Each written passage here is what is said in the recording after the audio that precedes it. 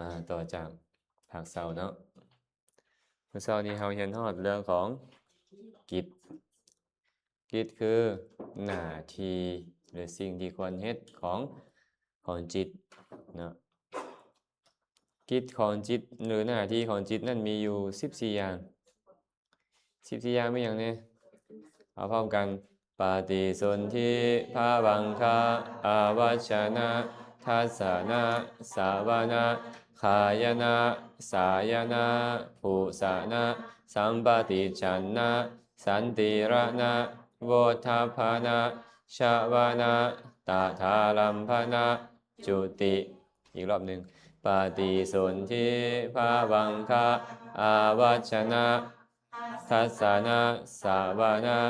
ขายนะสายนะภูสะนะสัมปติฉันนะสันติระนะโวทัพพนะตถาลัมพนะจุติ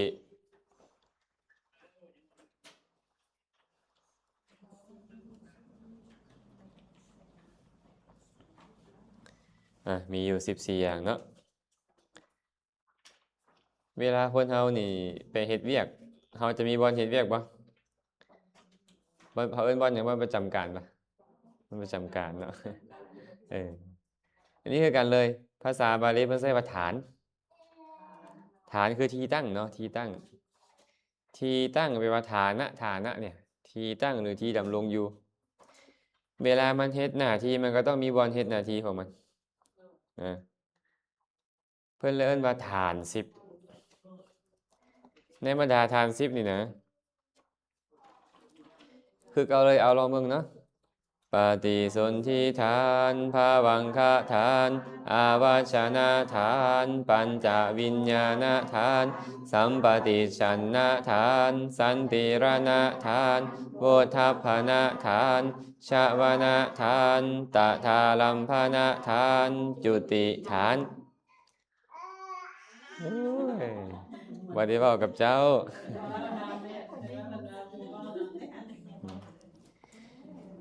เห็นความแตกต่างปะ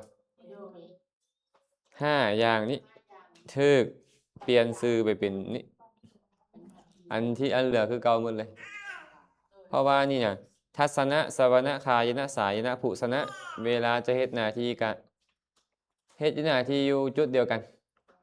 อยู่บนเดียวกันแต่บ่เคยเกิดขึ้นพร้อมกันเกิดขึ้นคนละทางเนาะแต่ว่าฐานของมันมีอยู่แบบนั้น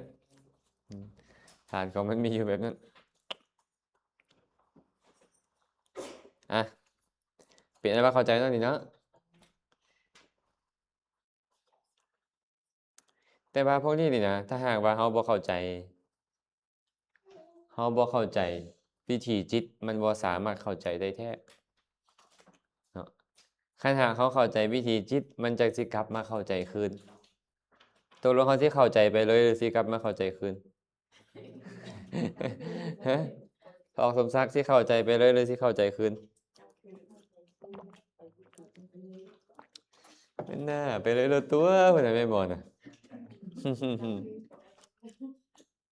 แล้วเดี๋ยวสิดีก็หาอาจารย์โลกถ้าเข้าใจคืนบ่หรือไปหน้าไปหน้าแล้วให้สิงงมาเบิ่งเนาะ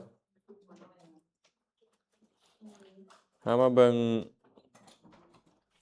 มรณสันทวิถีจิตความจริงแล้วตัวนี้เนี่ยเขาควรจะไปเรียนปริเฉดที่4ปริเฉดหน้าเนาะพอปริเฉดหน้าแล้วเขามาทวนใหม่เอาสิเด้อเอาเทื่อละวิถีนี่แม่เพลงที่แม่เพลงถามแต่ละเทื่อที่แม่เพลงบอกว่าจิตดวงสุดท้ายนะความจริงแล้วควรเอิ้นมันว่ามรณสันทวิถีจิตสุดท้ายวิธีจิตสุดท้ายแต่ว่าก่อนมันจะฮอดสุดท้ายแท้มันก็หมุนไปตามก่อนจะมาฮอดตัวนี้แล้วมาสังเกตว่าเวลาวิธีจิตสุดท้ายนี่นะโตชวนะนี่นะมันจะมีแค่5ปกติแล้วมันจะมีอยู่7นะเว้นแต่เวลาสลบอาจจะมี6นะแต่ตัวนี้เนี่ยถามก่อนเมื่อกี้นี่ไม่ออกสิไว้ขึ้นต้นด้วยหยัง กิจนี่ขึ้นต้นด้วยกิจอย่างก่อนเราจะไม่เห็นเรื่องปฏิสนธิบ่เนี่ยนะสังเกตเด้อสังเกตเด้อนะเวลาจะตายนี่นะไม่อย่างเวลาจะเกิดนี่ไม่อย่างก่อน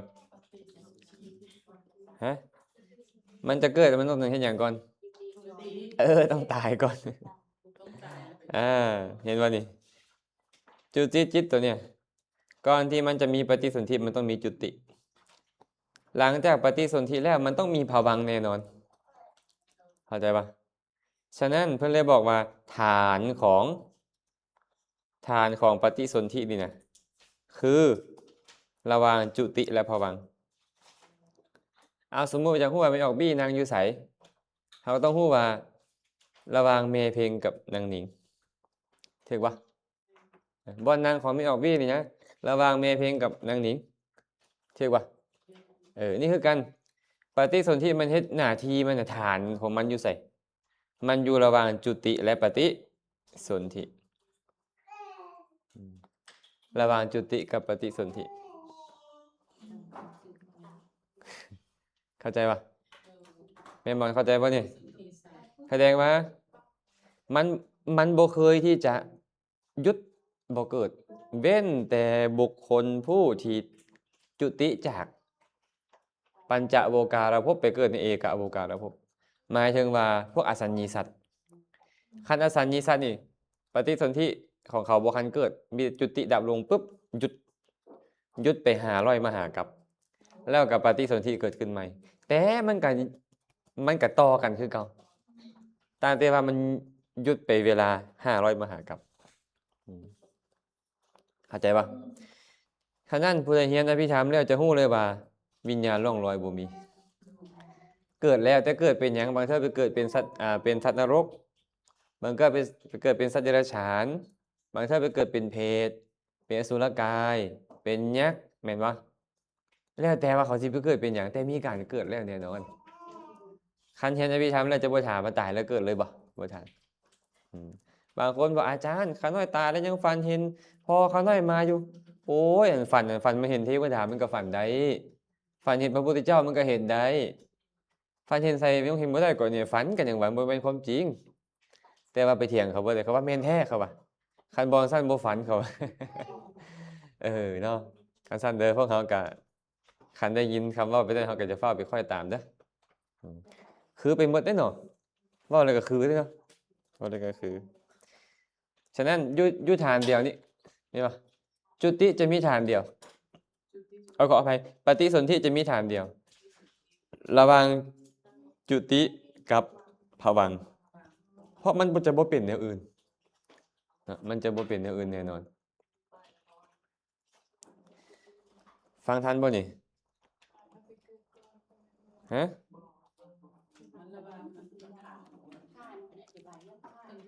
อธิบายเรื่องฐานมันก่อน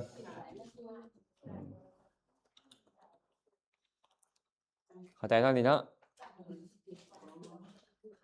มาเบิ่งอาวัชนะบัดนี้อาวัชนะปฏิสนธิและภวังค์ก่อนเนาะภวังค์ก่อนแม่นบ่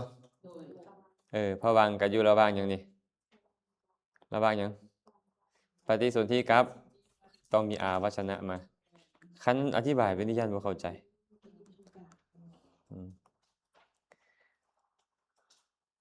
วิธีแรกเลยเนาะเห็นบ่ภวังค์นี่มันอยู่ในภวังค์คันมันมาทางใจเนาะคันมาทางใจก็จะเป็นแบบนี้นี่อันนี้กับมโนทวาราวัชนะหลังจากเกิดมาแล้วปุ๊บปฏิสนธิน่ะมันจะมีภวังค์มาเรื่อยๆเป็นภวังค์มาเรื่อยแสดงว่าปฏิ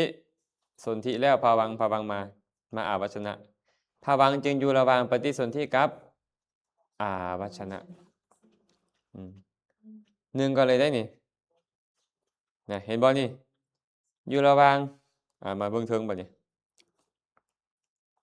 มันอยู่ระหว่างใดได้แล้วนี่อันนี้ภวังค์เห็นบ่มันก็อยู่ระหว่างตถาลัมภนะกับหยังอาวัชนะ คันเว้าจั่งซี้ไปก่อนนี่ที่หาวนอนกันบ่มื้อนี้ อืมและอยู่บางเทื่อบางวิถีมันบ่มีตถาลัมพนะ เห็นบ่เมื่อมันบ่มีตถาลัมพนะเนี่ยมันก็อยู่ระหว่างชวนะกับวัชนะอืมบ่ให้งงไปก่อนเด้อบ่ให้งงไปก่อน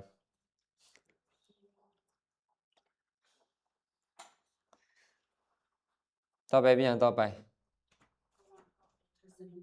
ฮะทัศนะ ทัศนะเห็นหน้าที่เห็นแม่นบ่นี่ทัศนะอยู่นี่จักขุนี่เห็นมันต้องแยกอยู่ระหว่างปัญจทวาราวัชนะกับสัมปติชนะ เพราะปัญจทวาราวัชนะเกิดขึ้นปุ๊บคันทางตาก็เป็นจักขุวิญญาณเกิดขึ้นทางหูก็เป็นโสตวิญญาณเกิดขึ้นทางดังกับคานะวิญญาณเกิดขึ้นทางลิ้นกับชิวหาวิญญาณทางกายกับกายวิญญาณเกิดขึ้น แล้วต้องมีสัมปติชนะแน่นอนฉะนั้นพวกนี้เนี่ยเพื่อจะปัญจวิญญาณฐานบนจักขุเป็นต้นนี่นะคันทางหูกับเป็นโสตวิญญาณคันทางดังกับเป็นคานะวิญญาณคันทางลิ้นกับเป็นชิวหาวิญญาณคันทางกายกับเป็นกายเป็นญาวิญญาณแต่ว่าเฮ็ดหน้าที่อยู่บนเดียวกันนี่อยู่ระหว่างปัญจทวาราวัชนะกับสัมปติชนะนี่อันนี้เฮาบ่คันฮู้ตัวย่อดอกปริเฉด4เพิ่นน่ะเพิ่นจะสิเว้าอันนั้นแต่จังน้อยเฮาก็ต้องเว้าคืนใหม่อีกบัดนึง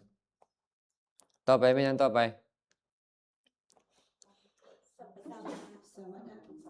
เออชาวนะเลยว่ะ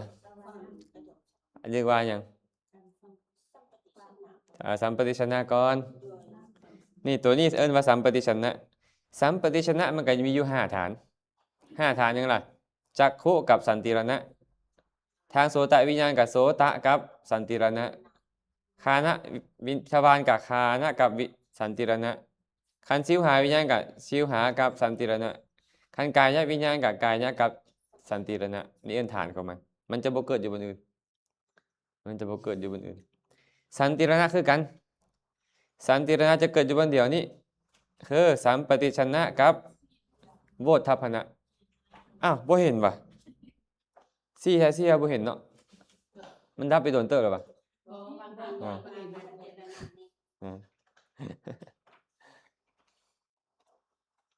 เบิ่งเนาะตัวนี้เอิ้นว่าสันติรณะตัวย่อของมันจะอยู่ระหว่างสัมปติชนะกับโวทัพพนะในปื้มอาจารย์จะเขียนตัวโวอันนี้เป็นเขียนวุได้เห็นได้ทันปะโวทัพพนะฐานมาเนี่ยโวทัพพนะก็จะอยู่นี่เท่านั้นอยู่ระหว่างสันติรณะกับชาวนะและจะมีบนอื่นอีกได้อยู่ระหว่างโวทัพพนะกับภวังค์บางวิธีเขาเอิ้นว่าปริตตารมวิธีเขาบ่เฮ็ดใส่จังบ่นี่บ่ได้เฮ็ดไว้เนาะตัวนี้เนาะปริตตารมวิถีนี่มันจะบ่มีชวนะเลยมันจะมีโวทัพพนะนี่นะ3ตัว2ตัวหรือ3ตัวว่าอีกแล้วปะว่าสุเอามาให้อาจารย์ทุกคนนิมุดมันเป็นหยังมันแต่ลองกดใส่กลมมันดับอยู่ของมัน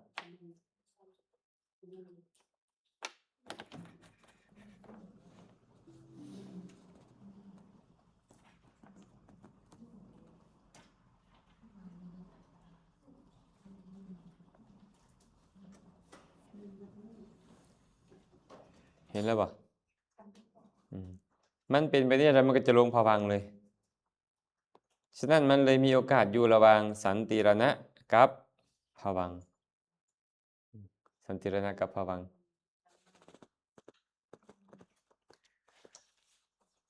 ลำบากอยู่ไหนอาจารย์จึงบอกว่ามันลำบากอยู่คันเฮาบ่คันฮู้วิธีจิตนะต้องกินน้ำหลายๆใจมันจะฮ้อนหุ่มขึ้นมานิดนึงมันคือบ่เข้าใจ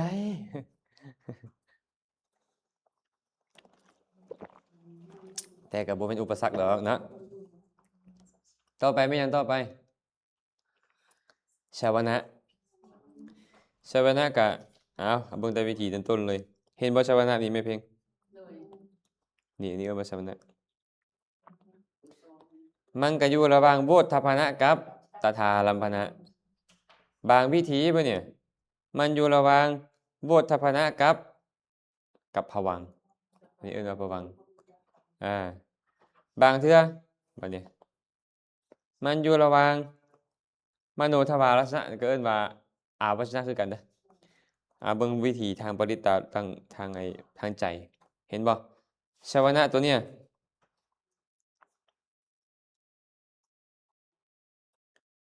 เนาะบางเทื่อชาวนะตัวนี้นี่มันอยู่ระหว่างมโนทวาราวชนะกับภวังค์บางเทื่อก็อยู่ระหว่างมโนทวาราวชนะกับตถาลัมพนะในวิธีที่มีตถาลัมพนะเนาะฟังทันบ่น่าจะฟังทันเนาะบัดนี้มามรณสันนวิถีบัดนี้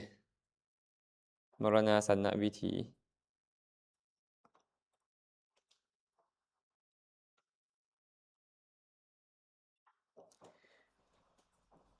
อันนี้เราบ่คันไปเว้าถึงวิธีที่เป็นอัปปนาเด้เฮาเว้าแต่กามซื่อๆเด้มรณสันนวิถีเห็นบ่ชวนะอยู่ระหว่างหยังได้นี่โวทัพพนะกับตถาลัมพนะบางเทื่ออยู่ระหว่างโวทัพพนะกับจุติเห็นบ่บางเทื่ออยู่โวทัพพนะกับภวังค์อันนี้แล้วแต่ว่ามันจะมีหยังเกิดขึ้นก่อนแสดงว่าจากตถาลัมพนะจุติเลยก็มีบางเทื่อบ่จำเป็นต้องมีตถาลัมพนะชวนะแล้วจุติก็มีบางเทื่อมีภวังค์มาคั่นจุติก็มีเห็นบ่นี่แล้วแต่นะถ้าหากเป็นอัปปนาวิถีบัดนี้อัปปนาวิถีพวกนี้นี่นะเอิ้นว่าชวนะหมดได้นี่เอิ้นว่าชวนะหมดก็เข้าไปหาภวังค์จนนับตัวนี้ไปก็เอิ้นว่าชวนะทั้งหมดจนฮอดภวังค์ก็แสดงอยู่ระหว่างมโนทวาราวชนะกับภวังค์มันก็บ่ได้ต่างกันแม่นบ่แม้แต่มรรคผลก็เอิ้นว่าชวนะคือกันฮะกลับมาเดี๋ยวสิเจ็บหัวหรือยัง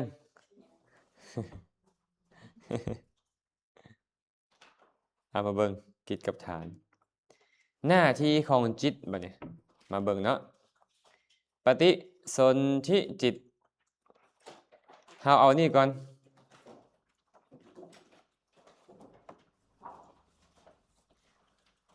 เอาจิตที่เฮ็ดหน้าที่ตั้งแต่หน้าที่หลายที่สุดจนฮอดหน้าที่น้อยสุดจิตนี่น่ะเฮ็ดหน้าที่อย่างเดียวก็มีเฮ็ดหน้าที่2อย่างก็มีเฮ็ดหน้าที่3อย่างก็มี4อย่างก็มีและ5อย่างก็มีมาเบิ่งจิตที่เฮ็ดหน้าที่5อย่างเพิ่นจะเขียนเลข5เอาไว้สังเกตเด้อจิตเฮ็ดหน้าที่4อย่างจะเห็นเลข4เอาไว้จิตเฮ็ดหน้าที่3อย่างจะเขียนเลข3เอาไว้จิตเฮ็ดหน้าที่2อย่างก็จะเขียนเลข2เอาไว้ฟังทันบ่คันตัวใดเขียนชะไว้หั่นน่ะนะไม่ใช่ว่านะคันตัวใดบ่มีตัวเลขแสดงว่าตัวนั้นเฮ็ดหน้าที่อย่างเดียวได้ปะอันนี้สอนวิธีเบิ่งแผงแล้วเฮาได้กลับไปเบิ่งคืนเนาะเอาตัวหลายๆก่อนหมู่เลย ตัวใดหลายก่อนหมู่5มีจักดวงมีจักดวง2ดวงแสดงว่าอุเบกขาสันติรณะ2ดวงนี่นะแม่เพ็งเป็นผลของอกุศลดวงหนึงผลของกุศลดวงหนึงเฮ็ดหน้าที่หลายกว่าหมู่หมดเลยเฮ็ดหน้าที่5อย่างเฮ็ดหน้าที่ปฏิสนธิก็ได้เฮ็ดหน้าที่ภวังค์ก็ได้เฮ็ดหน้าที่จุติก็ได้เฮ็ดหน้าที่สันติรณะก็ได้เพราะชื่อมันก็บอกเลยว่าสันติรณะจิตและมันยังเฮ็ดหน้าที่ตถาลัมพนะนำเอาตัวนี้ก่อนดวงแรกก่อนดวงแรกนี่นะมันเป็นผลของหยังนี่ผลของอกุศลเมื่อมันมีผลของอกุศลมันก็ต้องนำปฏิสนธิในหยังในอบายคือ นรกกำเนิดเดรัจฉานเปรตวิสัยอสุรกายนะอาจารย์บอกแล้วว่าจิตดวงใดเฮ็ดหน้าที่ปฏิสนธิต้องเฮ็ดหน้าที่ภวังค์และจุตินำเสมอคันมันพาครับไปเกิดในสัตว์นรกตอนสัตว์นรกรู้สึกงึบเข้าไปนั่นแหละก็คือว่าเฮ็ดหน้าที่ภวังค์ให้พ้นสัตว์นรกนั่นและตอนพอสัตว์นรกตายก็จะจิตตรงนี้แหละเฮ็ดหน้าที่จุติจากนรกนั่นคันไปเกิดเป็นสัตว์เดรัจฉานคือกันปฏิสนธิและก็ภวังค์จุติก็เฮ็ดแบบเดียวกันเลยในกำเนิดเดรัจฉานหรือเปรตวิสัยนั่นฟังทันบ่เอาตรงกันข้ามบ่นี่ดวงนี้บ่นี่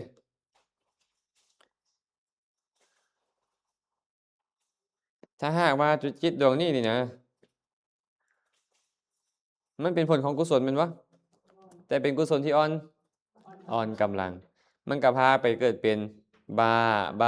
บอดหนวกติดอ่างกระเทยเป็นต้นนั่นแหละเมื่อมันพาไปปฏิสนธิแล้วมันต้องเฮ็ดหน้าที่รักษาภพนำตอนระหว่างที่กลุ่มนั่นรับหรือเข้าสู่กระแสของภวังค์นี่นะน้อยหรือหลายก็ตามมันเฮ็ดหน้าที่ภวังค์นำและตอนตายจิตดวงนี้จะไม่เฮ็ดหน้าที่ตายจากภพนั้นเนาะทีนี้ไปทางปัญจทวารบัดเนี่ยมาทางทวารตาหูดังลิ้นกายตอนที่เห็นรูปนี่นะแม่เพ็งหลังจากมีการเห็นรูปปุ๊บสัมปติชนะก็เกิดขึ้นไอ้พวกสันติรณะเนี่ยมันกลับมาเฮ็ดหน้าที่สันติรณะตัวนี้คือมาไตรส่วนอารมณ์พิจารณาอารมณ์พิจารณารูปเสียงกลิ่นรสและสัมผัสทางปัญจทวารเนาะหลังจากนั้นโวทัพพนะก็ตัดสินอารมณ์เมื่อตัดสินอารมณ์และชวนะก็เกิดขึ้นเป็นไป7ขณะหากอารมณ์มีเพียงพอจิตดวงนี้แหละก็จะไปเฮ็ดหน้าที่ตถาลัมภนะนำ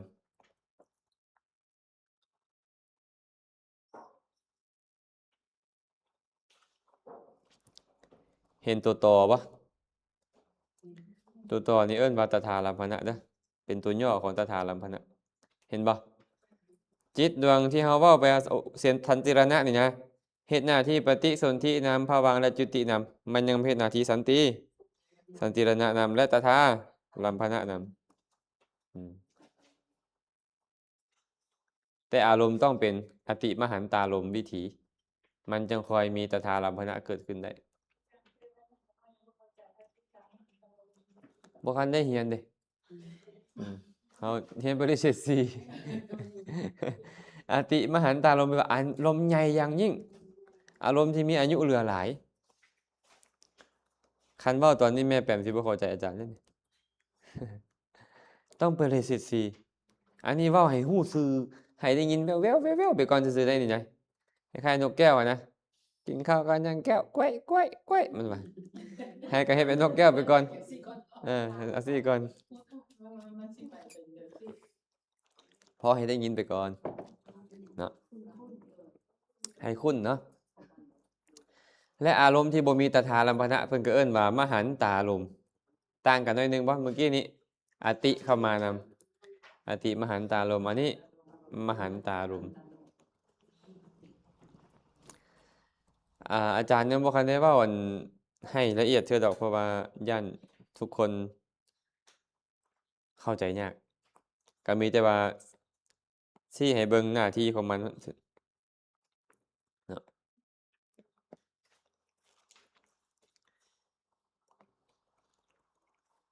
ผ่านบ่2ดวงนี้เห็นบ่ผ่านเนาะแสดงว่าจิตที่เฮ็ดหน้าที่หลายกว่าหมู่ที่สุดก็คืออุเบกขาสันติรณะ2ดวงเฮ็ดจักอย่าง5อย่างเอาพร้อมกันปฏิสนธิภวังค์จุติสันติรณะตถาลัมภนะปฏิสนธิภวังคะจุติสันติรณะตถาลัมภนะอีกว่านึงปฏิสนธิภวังคะจุติสันติรณะตถาลัมภนะจิตดวงนี้เฮ็ดหน้าที่หลายกว่าหมู่หมดเลยเนาะเกิดรักษาภพตายไต่สวนเสพอารมณ์ต่อเป็นวัฏฏารัมภนะนั้นเบิ่งบัดเนี่ยต้องมาแม่นหยัง จิตเฮ็ดหน้าที่4อย่าง มีอยู่จักดวงจักดวงมีจักดวง8 ดวง มหาวิบากนี่เฮ็ดหน้าที่8หาเบิ่งนี้เบิ่งตัวรุมนี้ ปฏิสนธิภาวังจุติตถารัมภนะขาดหยังเมื่อกี้ตัดหยังออกตาสันติสันติรณะออก แสดงว่ามหาวิบากนี่นะเฮ็ดหน้าที่4อย่างเฮ็ดหน้าที่พาเจ้าไปเกิดอยู่ไสล่ะเกิดเป็นมนุษย์แดเกิดเป็นเทวดาเด้เนาะต้องเป็นคนที่สมบูรณ์เพิ่นนี่นะคันเพิ่นพาไปเกิดนี่ต้องสมบูรณ์จังเอิ้นมันว่ามหาวิบากวิบากใหญ่แต่ถึงจะสมบูรณ์ก็จะมี2แบบสัมปยุตกับญาณและบ่สัมปยุตกับญาณมันหากดวงใดดวงหนึ่งได้แม่เพ็งขั้นดวงที่1นำแม่เพ็งไปเกิดกระดวงที่1นั่นแหละเฮ็ดหน้าที่ภวังค์นำเฮ็ดหน้าที่จุตินำส่วนตถาลัมภนะนี่บ่แน่หลายบ่นี่5 2 4 8จื้อบ่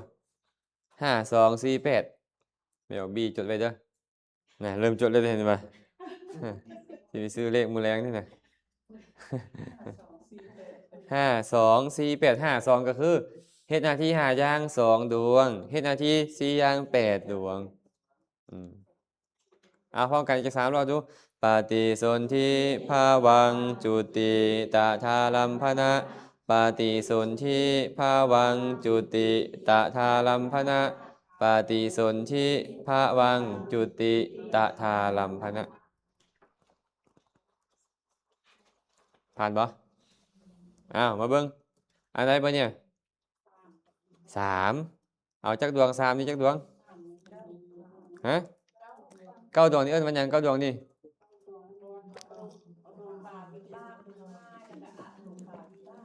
แต่เอิ้นว่ามหัคคตวิบาก9มหัคคตวิบาก9มหัคคตวิบากก็หมายถึงรูปวจรวิบากและอรูปวจรวิบากรูปวจรวิบาก5อรูปวจรวิบาก4รวมเป็น9เฮ็ดหน้าที่3อย่าง3อย่างคือหยังปฏิสนธิภาวังจุติปฏิสนธิภาวังจุติปฏิสนธิภาวังจุติ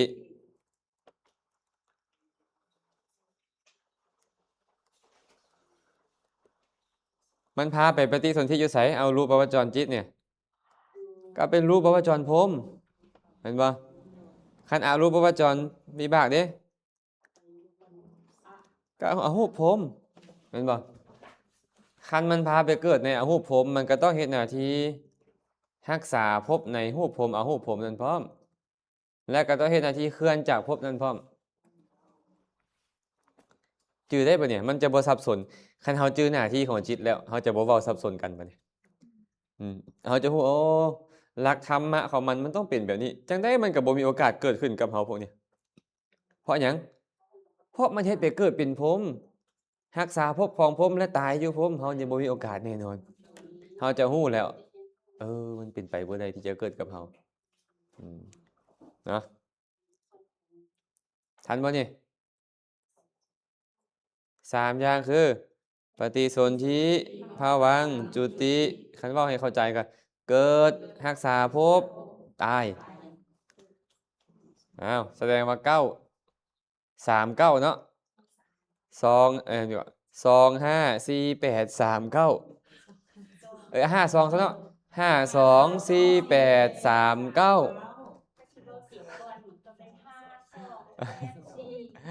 ไปสิบ่แม่น5นี่หน้าที่เด้เอาหน้าที่ก่อนหน้าที่5มี2 ดวงหน้าที่4มี8 ดวงหน้าที่3มี9 ดวง5 2 4 8 3 9 5 2 4 8 3 9ตัว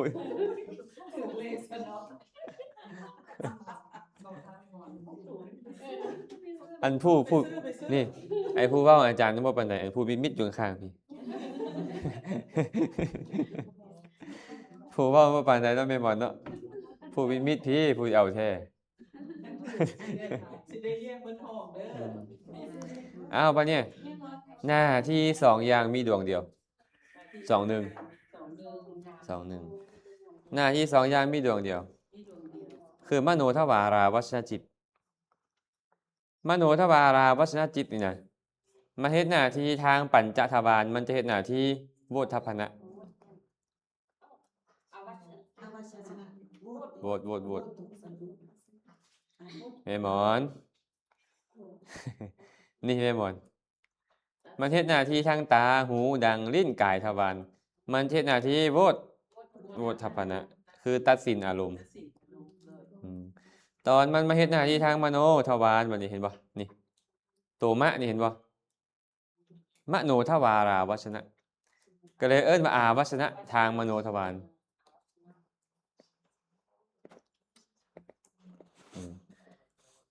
อาวัชนะทางมโนทวารแสดงว่าจิตดวงนี้เฮ็ดหน้าที่สองอย่างคือโวทัพพนะและอาวัชนะ หากเฮ็ดหน้าที่อาวัชนะต้องเฮ็ดอาวัชนะทางมโนทวารใครเฮ็ดหน้าที่โวทัพพนะเฮ็ดหน้าที่ทางปัญจทวารเพราะว่าอาวัชนะทางปัญจทวารนี่มีตัวปัญจทวารอาวัชนะเฮ็ดแล้ว มันก็เลยบ่เฮ็ด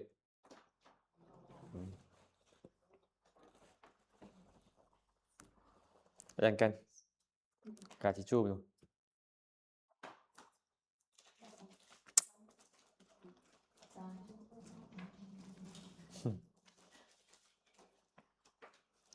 ฟังทันบ่นี่มีผู้ฟังบ่ทันบ่คันฟังบ่ทันสิเรานิทานเด้อนี่ จะฟังทาง ไม่เอาผิวพันธุ์คันฟังบ่ทันนี่สิเรานิทานเด้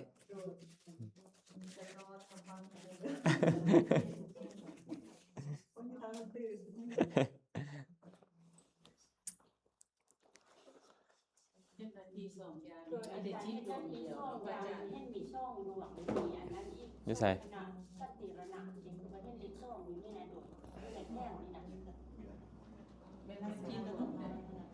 วก็เลยเบิ่งอยู่นี่คือบ่เห็นละเอียดจังว่า มาถึงอันใดอ๋ออีกตัวหนึงขออภัยอืมลืมไปตัวนี้นะตัวนี้ก็สองคือกันแต่สองคนละแบบอืมสองคนละแบบนะมีสองดวงมโนทวาราวัชนะนี่ก่อนเนาะเฮ็ดหน้าที่อาวัชนะกับโวทัพพนะขออภัยเด้อบ่พลาดไปเมื่อกี้นี่สองดวงคือ สันติรณะและตถารัมภนะตัวนี้ สันติรณะและตถารัมภนะ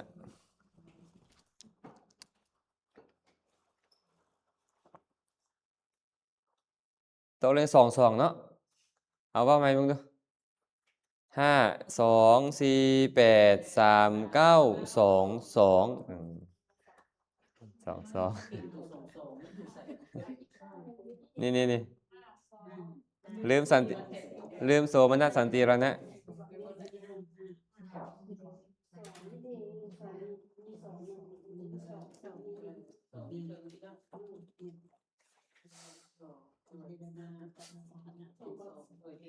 เห็นแล้วเนาะเอาตัวนี้ก่อนเนาะตัวนี้นี่อาวัชนะนี่เฉพาะเข้าใจแล้วแหละเนาะส่วนโวทัพพนะก็คือทางปัญจทวารอุเบกขาสันติรณะเฮ็ดหน้าที่5แต่โสมนัสสันติรณะเฮ็ดหน้าที่2หั่นมันบ่เฮ็ดหน้าที่ปฏิสนธิภวังค์และจุติ มันเฮ็ดแต่ตถารัมภนะกับสันติรณะ2อย่าง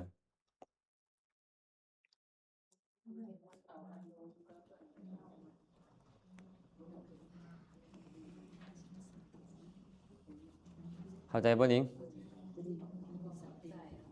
ฮะบ่เข้าใจไปไหนเดี๋ยวนี้เฮียนเรื่องหยังเดี๋ยวนี้เจ้าเฮ็ดหน้าที่หยังได้เจ้าหน้าที่แม่หน้าที่เมียหน้าที่ลูกหน้าที่นักเรียนเดี๋ยวนี้มี4หน้าที่เดี๋ยวนี้แต่ว่าผู้ใดล่ะก็เจ้าผู้เดียวนั่นแหละเฮ็ด4หน้าที่เข้าใจบ่ปะเนี่ย จิตดวงหนึ่งสามารถเฮ็ดหลายหน้าที่ได้นะ อาจารย์ว่าถึงตัวจิตที่เฮ็ดสองนาทีน่ะไม่ได้รู้ตัวทันเลย สองนาทีตัวนี้ตัวมโนทวาราวชนะนี่นะมาเฮ็ดหน้าที่สองนาที โดย หน้าที่ที่หนึ่งคือทางมโนทวาร ทางโดย หน้าที่ที่สองคือทางปัญจทวารมีทวารหกเป็นบ่ โดย ตาหูดังลิ้นกายใจ ตอนมาเฮ็ดหน้าที่ทางใจนี่มันเป็นโยนิโสมนสิการทางใจเอิ้นว่ามโนทวาราวชนะ โดย มโนบวกอาวชนะเนี่ยเพิ่นก็เลยเอิ้นว่ามโนทวาราวชนะ หน้าที่มันก็เลยได้ชื่อว่าอาวชนะทางมโนทวารเพิ่นก็เลยเขียนว่าอาไว้นี่อาวชนะคือ การถือเอาอารมณ์ทางมโนทวารอาวชนะคือการปรารภอารมณ์หรือถือเอาอารมณ์ โดย ตอนที่มาเฮ็ดหน้าที่ทางปัญจทวารมันเนี่ยมาเฮ็ดหน้าที่เอิ้นว่าตัดสินอารมณ์ โดย โวทัพพนะนั่นแหละ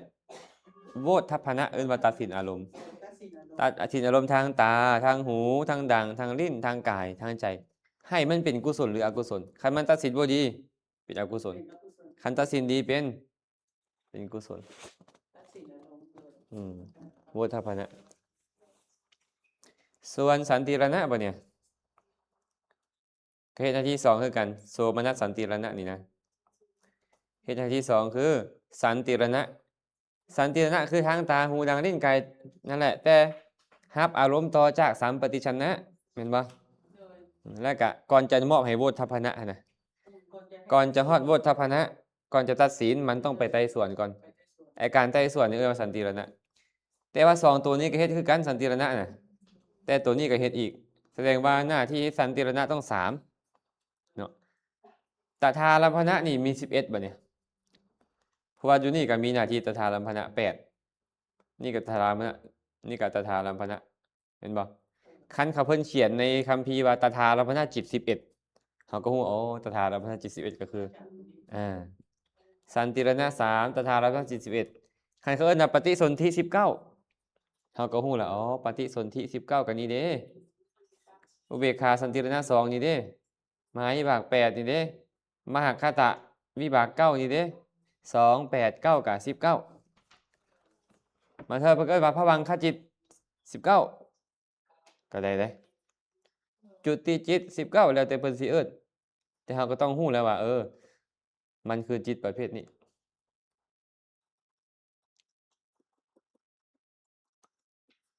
ท่านบ่พอสมศักดิ์ท่านเนาะแม่เพชรดีได้แม่เพชรกินข้าวอิ่มอยู่บ่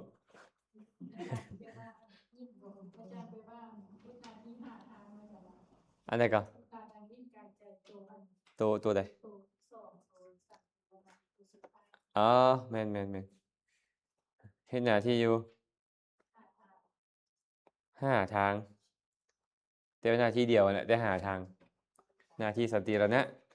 ตถาลัมพนะนี่นะไม่เฮ็ดหน้าที่ตถาลัมพนะก็จะมาทางมโนทวาร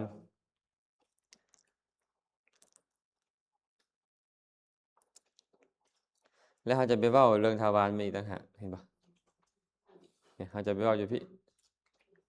เนาะเฉพาะสันติรณะนะ5ทางแต่ตถาลัมพนะน่ะเกิน5คันเว้าไปก่อนสิสับสนนะสิสับสนผ่านเลยยังมาเบิ่งเฮ็ดหน้าที่เดียวบ่เนี่ยมาเบิ่งด้วยจิตเฮ็ดหน้าที่เดียวเอาอยู่นี่ก่อนนี่สองดวงนี้คือจักขุวิญญาณทั้งสองเฮ็ดหน้าที่เดียวคือ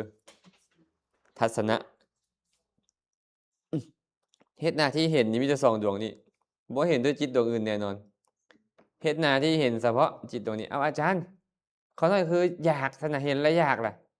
ตอนอยากกับตอนเห็นคนละตอนแต่มันเป็นพืชเฮาละเหมือนว่าอันเดียวกันตอนเห็นนี้มันเป็นวิบากตอนอยากมันเป็นอกุศลเข้าใจบ่เอาผิวพรรณเห็นทางกึกหัวอีกไม่เอาผิวพรรณ ส่งเฮ็ดหน้าที่เดียวกัน เฮ็ดหน้าที่เดียวกันเฮ็ดคือ ที่เห็น หน้าที่เห็น โดย มันบ่มีจิตดวงอื่นที่จะมาเห็นนอกจากจิตสองดวงนี้ โดย ต่างกันได้ว่าเห็นอีหยังล่ะเห็นรูปที่บ่ดีกับอกุศลวิบาก วิบาก เห็นรูปดีกับกุศลวิบาก ส่วนวิบาก ผัดเปลี่ยนกันเฮ็ดหน้าที่ขั้นตอนผลของความชั่วเอาเจ้าไป ผลของความดีค่อยไปสินะ มันสับเปลี่ยนกันอยู่ แต่ก็เฮ็ดหน้าที่นั่นแหละอืมเช่นเดียวกัน จิตคือโสตวิญญาณทั้งสองนี่ก็เฮ็ดหน้าที่ฟังเสียง เอิ้นว่าสวนากิจสวนากิจเฮ็ดหน้าที่สองอืม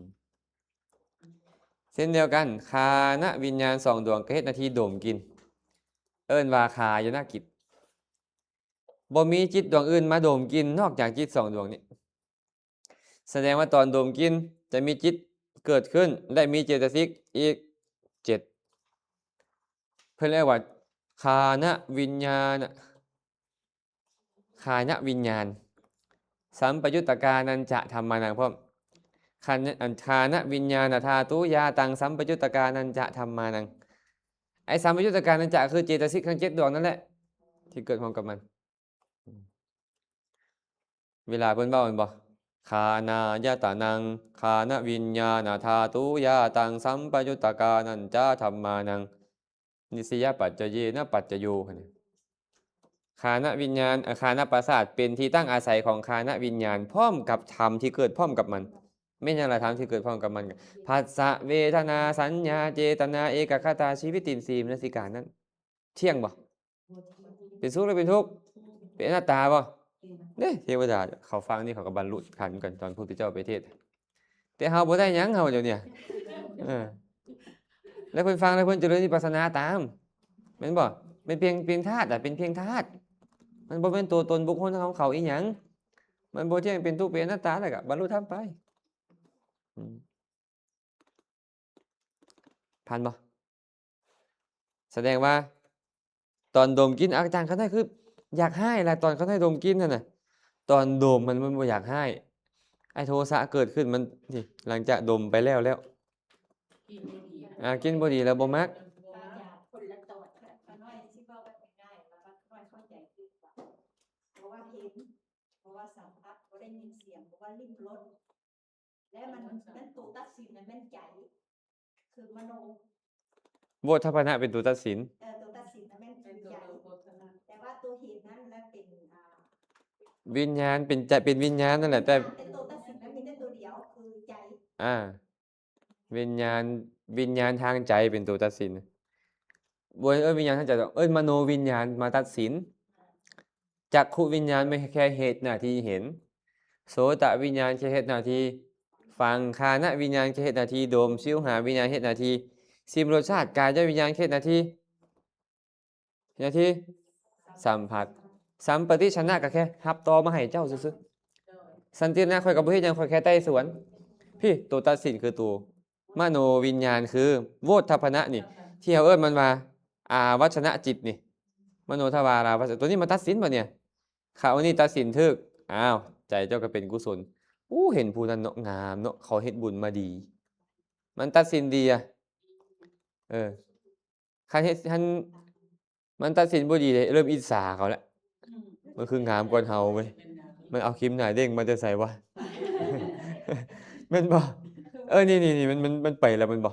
ไปแล้วแม่นหยังล่ะเกิดขึ้นบ่เนี่ยก็อกุศลโทสะได้บางทีอิจฉาได้มัจฉริยะกูจะอีหยังก็ตามแล้วสิมันเกิดขึ้นในใจตอนนั้นเนาะแล้วมันลงไปปรุงพร้อมได้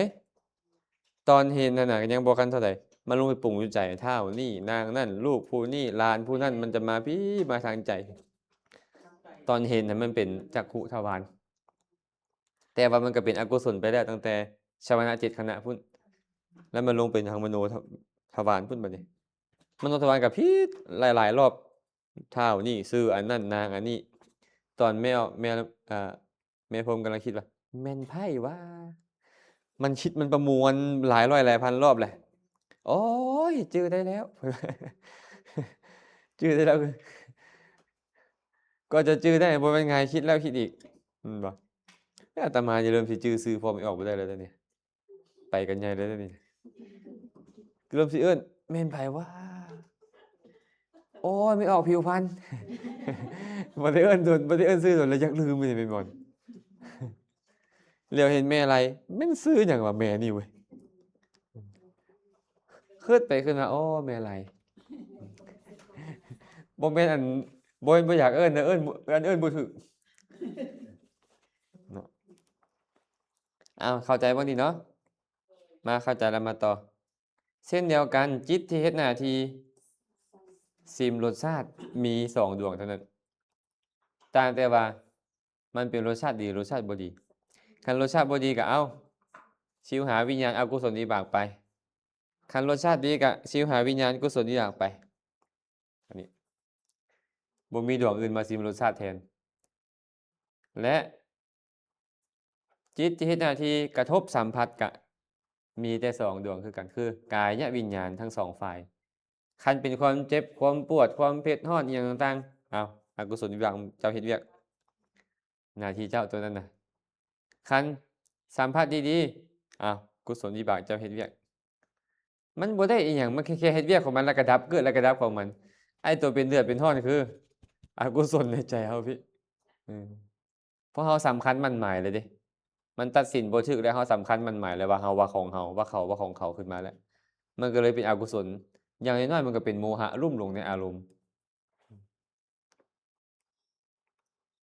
ฟังทันบ่แม่มอนต่อเนาะจิตที่เฮ็ดหน้าที่สัมปติชนะก็แค่2ดวงเท่านั้นเพิ่นเอิ้น3ดวงนี่น่ะแม่เบิ่งเด้อเบิ่งกระดานเด้อเพิ่นเอิ้น3ดวงนี้ว่ามโนธาตุมโนธาตุมโนธาตุตังสัมปยุตตกาจาธัมมาหั่นนะมโนธาตุคือตัวนี้แหละอันเขาสวดในประธานในอันยอดมุกหั่นนะคำว่ามโนธาตุอะไรตัวนี้คำมโนวิญญาณธาตุอะไรเป็นอื่นจากนี้อื่นจากอย่างไรอื่นจาก13ดวงนี้13ดวงนี้มีซื้อเอิ้นแต่ตัว2ตัวนี้เอิ้นว่าจักขุวิญญาณธาตุ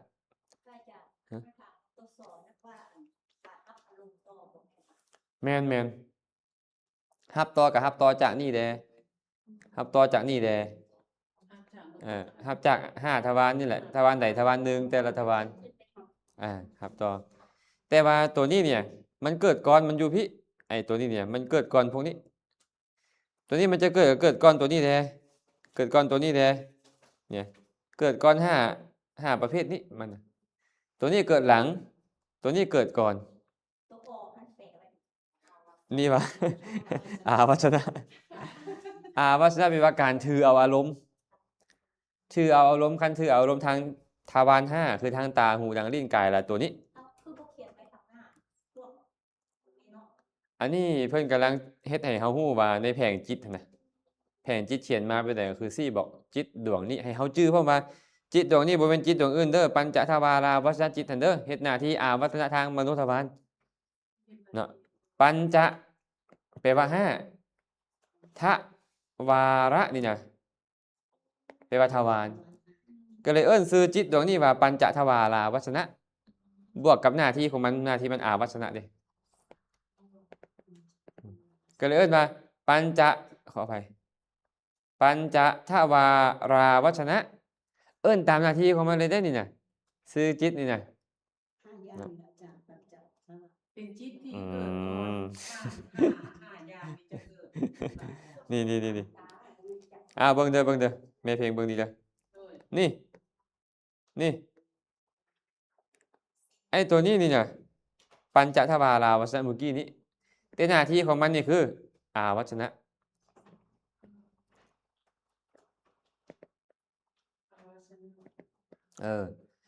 มันเฮ็ดหน้าที่ก่อนจะมีจักขุโสตคานะชิวหากายะเกิดขึ้นเมื่อมันเกิดขึ้นก่อน5อย่างนี้เลยเอิ้นมันว่าปัญจทวาระแต่ว่ามาเฮ็ดหน้าที่อาวัชนะก็เลยเอิ้นมันว่าปัญจทวาราวัชนะจิตที่เฮ็ดหน้าที่อาวัชนะทางทวาร5คือหยังล่ะตาหูดังลิ้นกายคือกันเลยไอ้ตัวเนี้ยสัมปติชนะเห็นบ่สัมปติชนะเนี่ยมันก็เกิดหลังจากหยังหลังจากจักขุโสตคานะชิวหากายะไม่เอาสิไปถามเมื่อกี้นี่มันรับอารมณ์ต่อบ่ว่าแม่นแล้วมันแค่รับยืนให้ไปยืนให้สันติแล้วนะมันบ่ได้มีอีหยังพิเศษเลยมันนี่นะบ่มีหยังพิเศษเลยเมื่อมันบ่มีหยังพิเศษ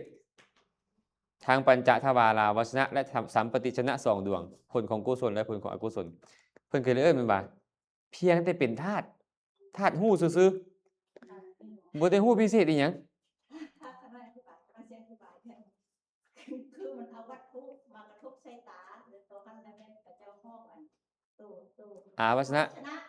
แล้วมากระทบใส่ตาและอันมันสิรู้สึกดีบ่ดีและตัวนี้ตัวเป็นตัวตัดสินหันตัว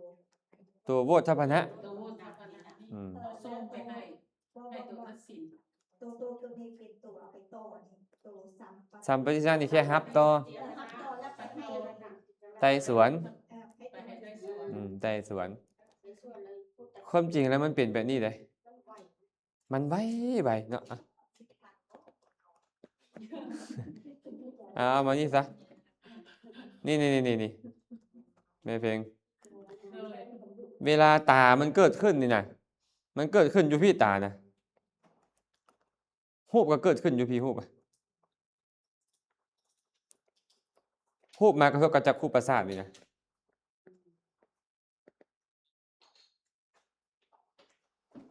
มันเกิดขึ้นแต่พี่มันกระทบกันปุ๊บแบบเนี้ยเมื่อมีการกระทบกันมันก็จะให้จิตเฮาวันขึ้นไหมตัวนี้จะค่อยเกิดขึ้นมาหับหูความจริงแล้วหูมันเกิดมา3 คณะแล้วตัวนี้จะเกิดขึ้นมาหับหู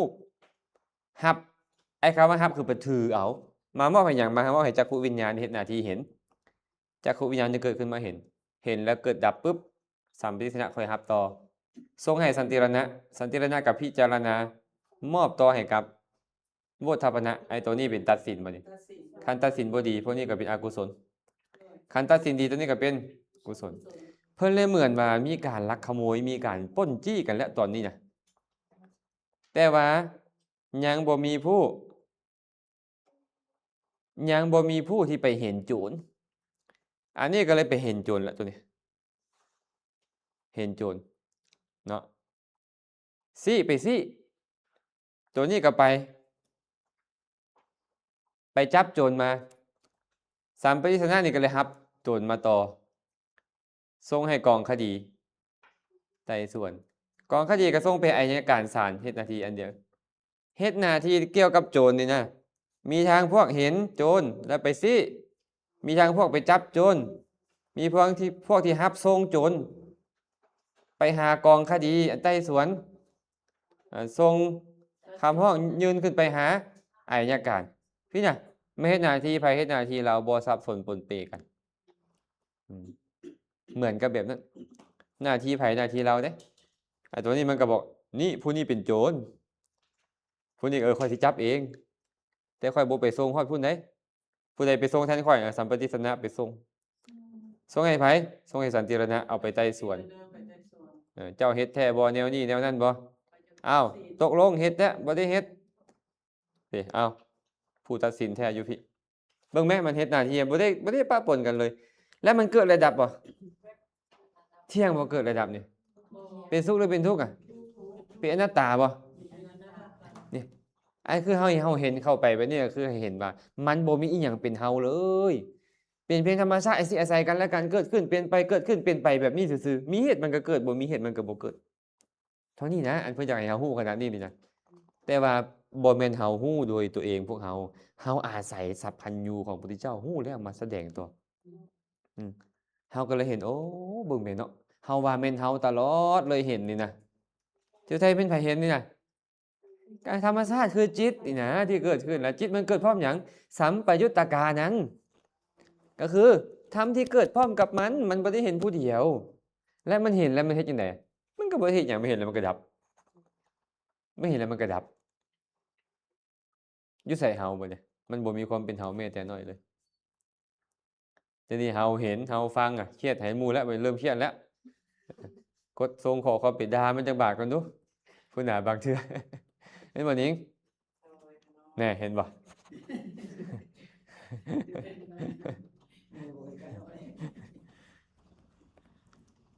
ฟังทันเนาะแต่ว่าโตถือเอานี่นะแม่ออกไม่ออกที่ไว้โตถือเอาทางทวาร5เนี่ยมีตัวเดียวนี่เอิ้นมันว่าปัญจทวาราวชจิต มันจะเฮ็ดหน้าที่จับอารมณ์มาให้ตา ให้จักขุวิญญาณกับมันนี่จับอารมณ์มาให้หูฟังเสียงให้โสตวิญญาณฟังเสียงกับมันนี่สินะแต่ว่ามันเกิดได้ก่อน5อย่างนั้นก็เลยเรียกว่าปัญจทวารปัญจทวาร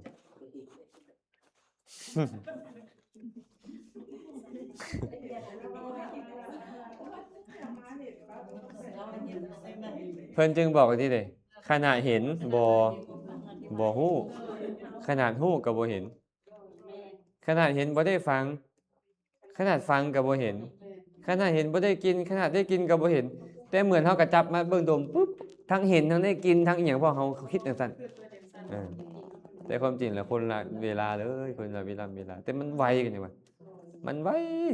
สมมุติคือฟังอาจารย์เว้านี่นะอาจารย์เว้าพยายามจะเข้าใจจังซี่น่ะเห็นผู้อาจารย์อีกสิน่ะแล้วพยายามคิดแล้วมันบ่คิดออกเลยนะ สีแล้วว่าสีนี้มันบ่เห็นจักบาทมันสีแล้วเห็นเป็นลูกคน นั่นแหละอันนี้แหละเฮาจึงเพิ่นจะเอิ้นว่าเฮาวิปลาส โดย เฮาวิปลาสเฮ็ดจังใดจะถอนความวิปลาสได้ ก็ต้องมาฮู้มันแบบนี้มันเป็นพืชเดี๋ยวเนี้คันบ่มาฮู้แบบนี้มันถอนความวิปลาสของเฮาบ่ได้ น้อยก็บ่เห็นมันเป็นสีจักน้อยคนเลย พระพุทธเจ้าก็เลยบอกว่าเฮานี่วิปลาสเห็นโดยความเป็นอัตตาเป็นตัวตนเดี๋ยวนี้แม่นบ่เฮ็ดจังไดพวกเขาจะเห็นบ่เป็นตัวตน นี่แหละก็ต้องมาแยกแยะให้พวกเขาขนาดนี้พระพุทธเจ้า แต่ว่ามันบ่แม่นเรื่องของมนุษย์ทั่วไปจะเข้าใจได้ง่าย เพิ่นเลยจำเป็นต้องไปแสดงเรื่องนี้อยู่สวรรค์ให้พวกเทวดามันบ่ง่ายเด้ น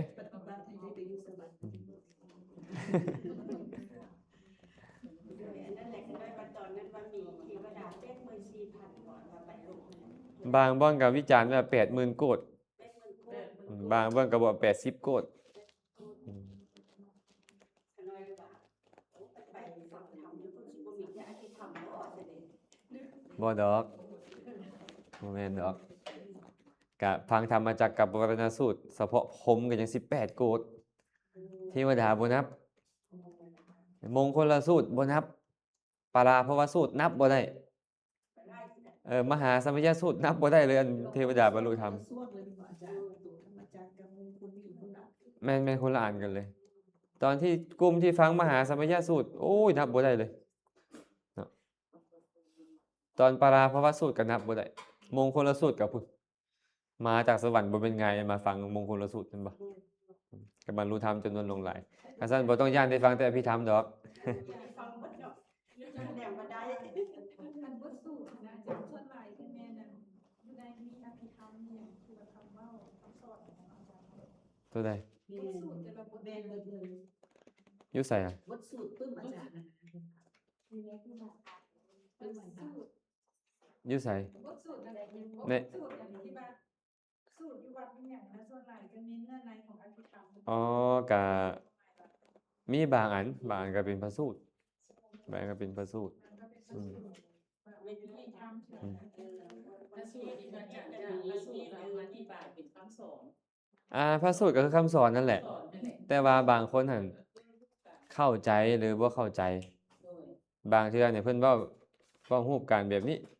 อย่างเช่นขันธ์5เป็นอนัตตา เป็นอนัตตาแบบใดอนัตตานะเอาขันธ์5มันคือหยังล่ะมันคือรูปเวทนาสัญญาสังขารวิญญาณคือเฮามาเว้าตอนนี้แล้วเนี่ยจักขุประสาทนี่นะมันเป็นหยังจักขุประสาทน่ะฮะมันก็เป็นรูปจักขุวิญญาณเป็นหยังจักขุวิญญาณน่ะก็วิญญาณไม่หยังเกิดเพราะมันน่ะก็เวทนาสัญญาสังขารสินะคันเฮามาอธิบายละเอียดขนาดนี้เข้าไปนะมันจะฮู้เลยแล้วมันเกิดดับ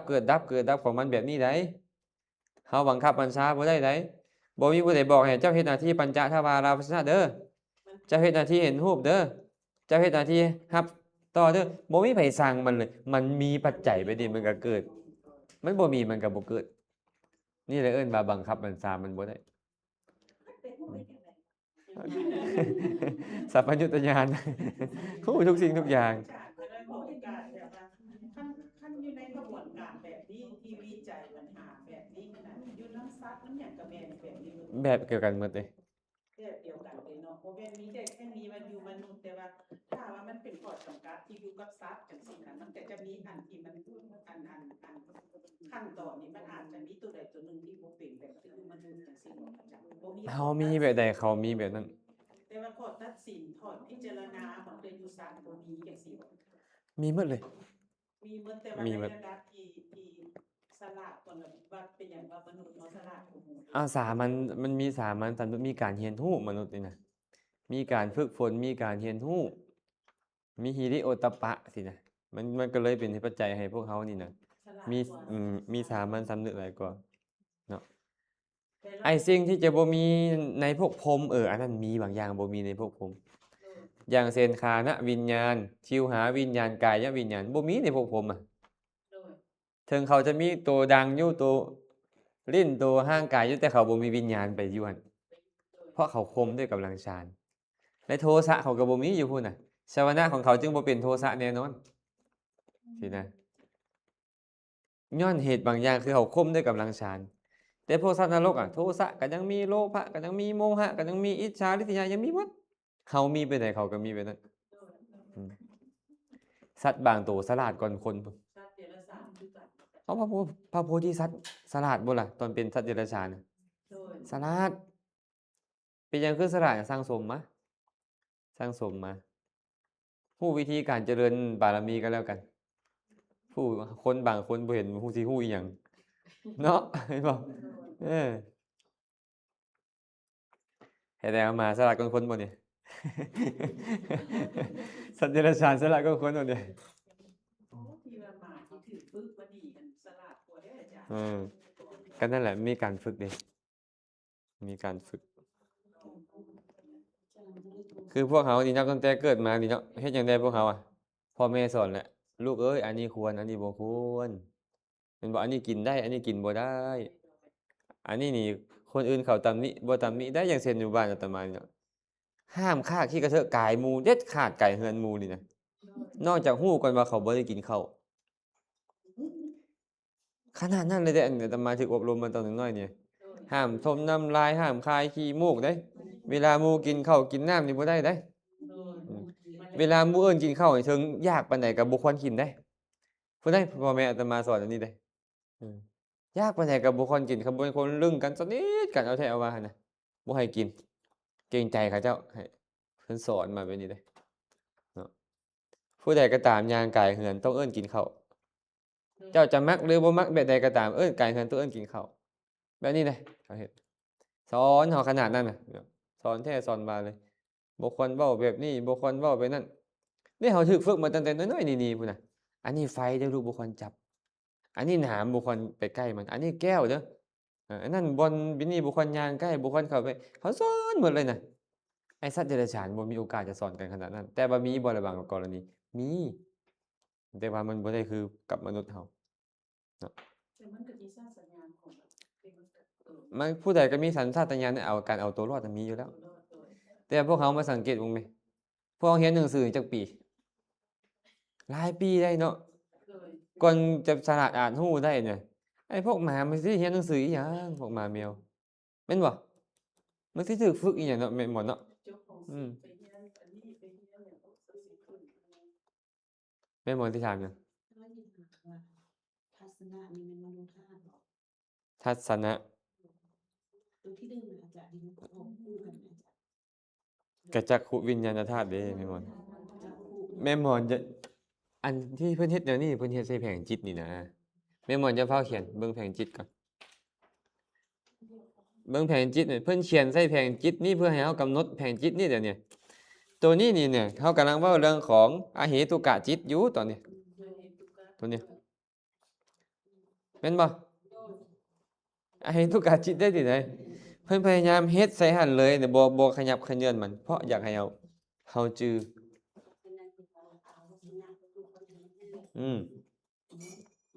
นะแสดงว่าอาวัชนะนี่มี2ตัวเห็นบ่ตัวนี้กับตัวนี้เห็นบ่อาวัชนะทางมโนทวารกับตัวนี้มโนทวาราวัชนะจิตนี้อาวัชนะทางปัญจทวารกับเมื่อกี้นี่แหละปัญจทวาราวัชนะจิตแม่มอนเห็นตัวค่ำๆนี่บ่นี่ตัวค่ำๆ3ตัวนี่นะ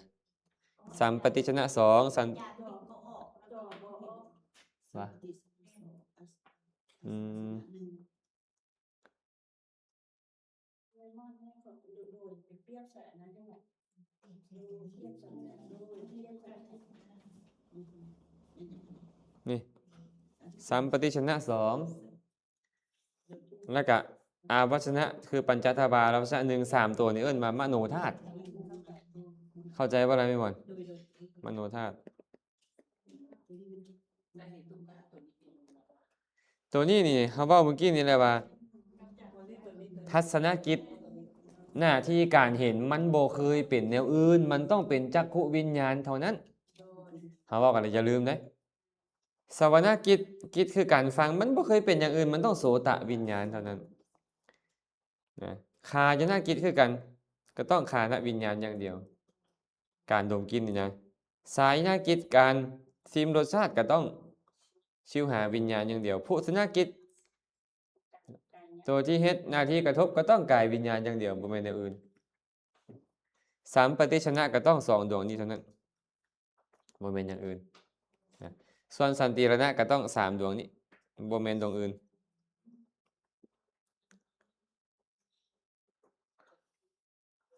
เป็นไงแม่แบมฮะมาเบิ่งบ่เนี่ยจิตเทศชาวนะกิจบ่เนี่ยอกุศลทั้งหมดบาปทั้งหมดนี่ไม่เพียงโลภะก็ตามโทสะก็ตามโมหะก็ตามเฮ็ดหน้าที่ชาวนะคือแล่นไปในอารมณ์มันนี่แล่นเสพอารมณ์อย่างเดียวเลยปะเนี่ยไอ้บ่โลภกับโกรธบ่โกรธก็ลงอยู่นี่แหละพวกเขาอ่ะแล้วกับตัวนี้บ่เนี่ยเห็นบ่เอิ้นหยังตัวเนี้ย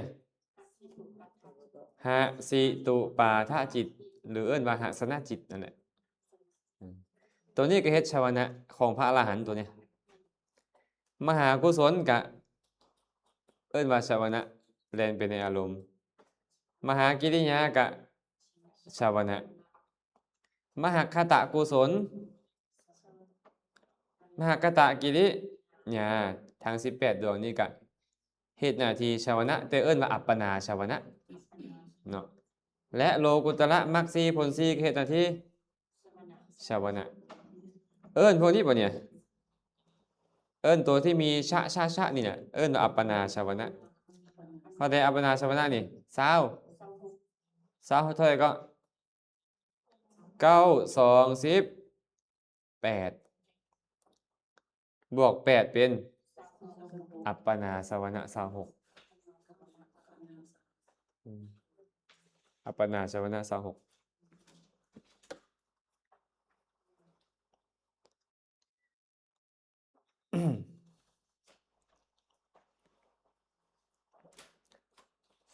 น่าจะฟังทันเนาะแสดงว่าการมวจรสวนะมีอะไรการมวจรสวนะ29บวก26เป็นเท่าไหร่55จิตเทศหน้าที่ชาวนะมี55ดวง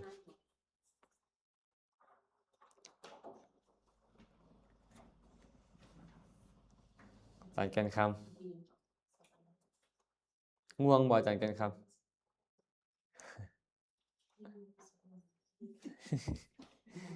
เมมอนนี่มันพักผ่อนก่อนดูเพิ่นว่า นิมนต์อาจารย์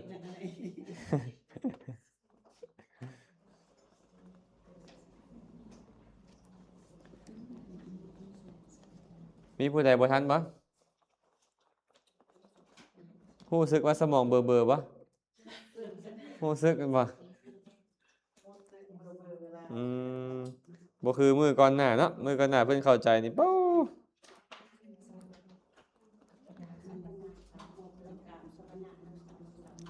บัดนี้เฮามาเบิ่งแผงจิตบัดนี้เฮาจะบ่เบิ่งตัวนั้นแล้วปิดไว้ปิดบัดนี้ปิดตัวนั้นมาเบิ่งแผงจิตบัดนี้ให้เบิ่งแผงจิตแม่หมอนลองปิดไว้มึงดูเบิ่งแผงจิตบัดนี้คันเพิ่นถามเฮาว่าปฏิสนธิจิตมีจักดวงเฮาจะตอบว่าจังไดจิตดวงใดได้ที่หน้าที่ปฏิสนธิ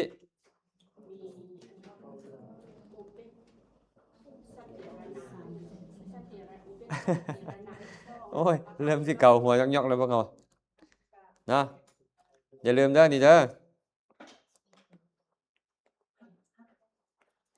อุเบกขาสันติระยะสองมหาวิบากแปดมหามหาคตวิบากเก้า289เป็นเท่าไหร่289เป็นนี่แหละเอิ้นว่าจิตที่เฮ็ดหน้าที่ปฏิสนธิแต่เมื่อมันเฮ็ดหน้าที่ปฏิสนธิมันต้องเฮ็ดหน้าที่ภวังค์และจุตินำแน่นอนคันเกิดภวังคจิตมีเท่าไหร่99จุติจิตมีเท่าไหร่19ปฏิสนธิจิตมีเท่าไหร่นี่แหละให้เฮาจื้อซำนี้19ดวงนั่นคือหยังลองรับตาว่าคุณตัวนี้ อุเบกขาสันติระนาสองดวงมากมหาวิบากแปดมหาคัตตะเก้า ฮักคตะหยังมาคตะหยัง มหาคัตตะวิบาก เออ เก้า ต้องเฮาให้คักเด้มหาคตะก็มีทั้งมหาคตะกุศลมหาคตะวิบากมหาคตะกิริยา เต็มสิได้บ่อาจารย์อันมหากตะ5ตัวนี้4สิว่าสิก็ได้ว่า เป็นว่าครูบาว่าจอนนี่ ก็ลองเว้าได้ รูปวจรวิบาก5อรูปวจรวิบาก4ได้ให้เว้ารวมก็ได้เว้าแยกก็ได้ แต่ขอให้เข้าใจเนาะแม่ออกบี้ทันบ่นี่เอาสีหน้าคนทันเป็นจังซี่บ่ การฟัง อ้าวจิตที่เฮ็ดหน้าที่สันติรณะมีจักดวงเขาก็ต้องตอบว่า3 ดวง3 ดวง3 ดวงที่ถามไปตั้งแต่นั้นเลยเนาะเขาเรียนมาแล้วกิจ14เป็นบ่เอาอันอย่างก่อนเมื่อกี้นี่ปฏิสนธิฮู้แล้วว่ามี10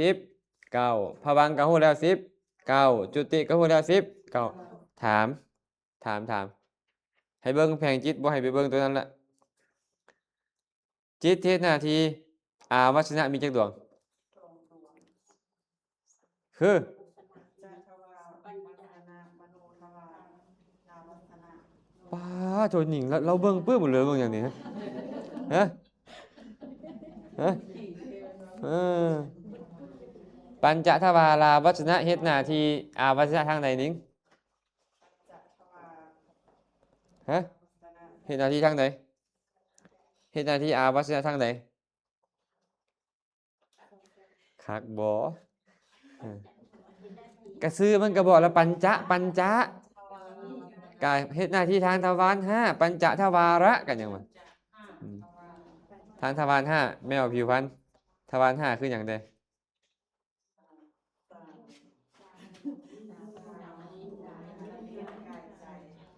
มันสิมีใจจังเทื่อเออตาหูดังลิ้นกาย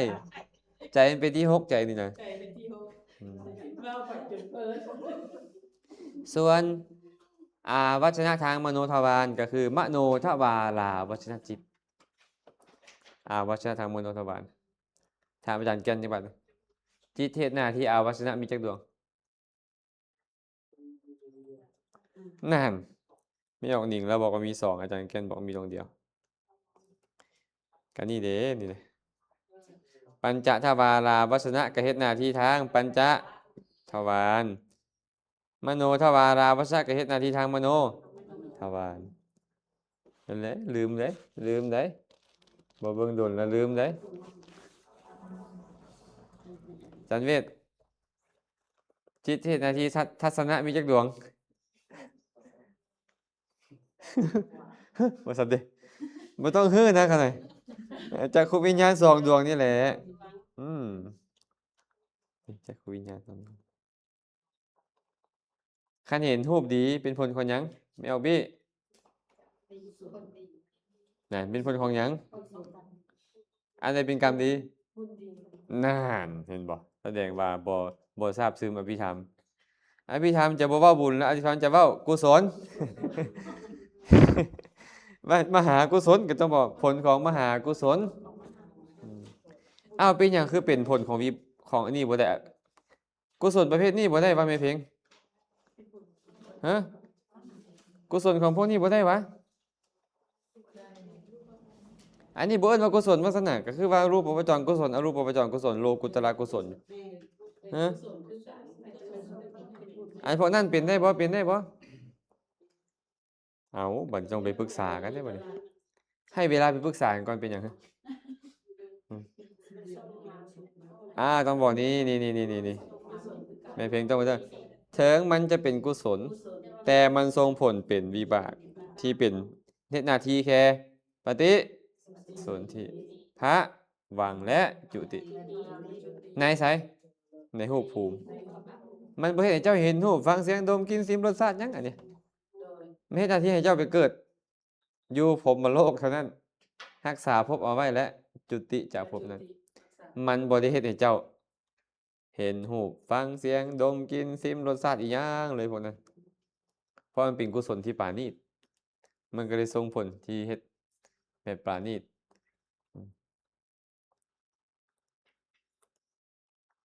โลกุตระเด้บ่เนี่ย โลกุตระส่งผลเป็นหยัง โลกุตระกุศลน่ะ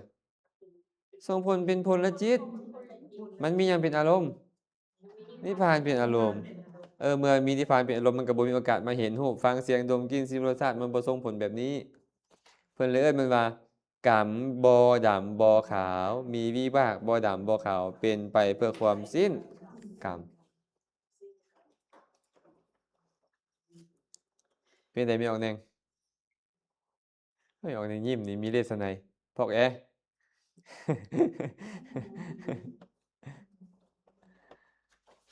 จิตเทศหน้าที่ฟังเสียงก็มีแค่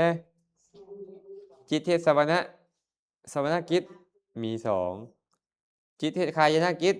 มีสองจิตเทศสายนกิจมีสองจิตเทศภูสนกิจมีสองจิตเทศหน้าที่สัมปติสนกิจมีสองจิตเทศหน้าที่สันติรณกิจมีสามจิตเทศหน้าที่วุฒพนะจิตเทศวุฒพนะจิตเทศหน้าที่วุฒพนะก็มีอันเดียวนี่นะนี่ตอนมาเฮ็ดหน้าที่ทางมโนทวารมาเฮ็ดหน้าที่อาวชนะ ตอนมาเฮ็ดหน้าที่ทางปัญจทวารมาเฮ็ดหน้าที่โวทัพพนะตัดสินอารมณ์อย่าลืมเรื่องมันนี่คือโยนิโสมนสิการมีอะไรทันบ่โอ้เสียงดังฟังชัดเป็นอะไรโดยเราว่าทันต้องแบบนี้ต้องแบบนี้บ่ลังเลเลย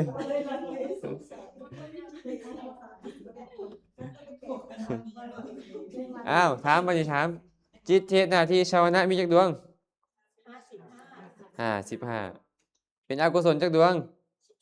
12เป็นกามวจรโสภณะจักดวง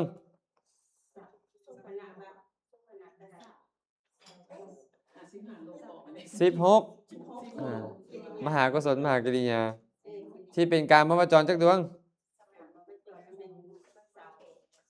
29คืออย่างเด้อกุศล12มหาวิบาก8มหากิริยา8หสิตุปะทะ1เป็นมหคตะเท่าไหร่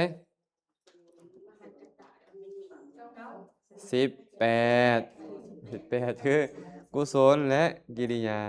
เป็นโลกุตระเท่าไหร่8ถามแม่แปมมาดิจิตเทศหน้าที่ตถาลัมพนะมีจักดวง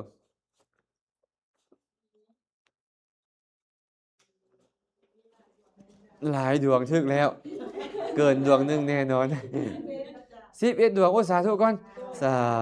ธุผู้เองหรือผู้ใดบอกนี่นะผู้เองเพราะว่าตถาลัมพนะนี่ก็คือสันติรณะ3มหาวิบาก8มันเป็นกามวจรรูปวจรหรืออรูปวจร